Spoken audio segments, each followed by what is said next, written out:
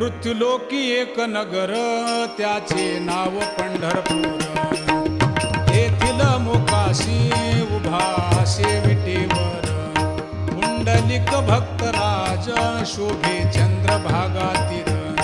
बोलती साधू संत जीवा वाटे हुरहुर.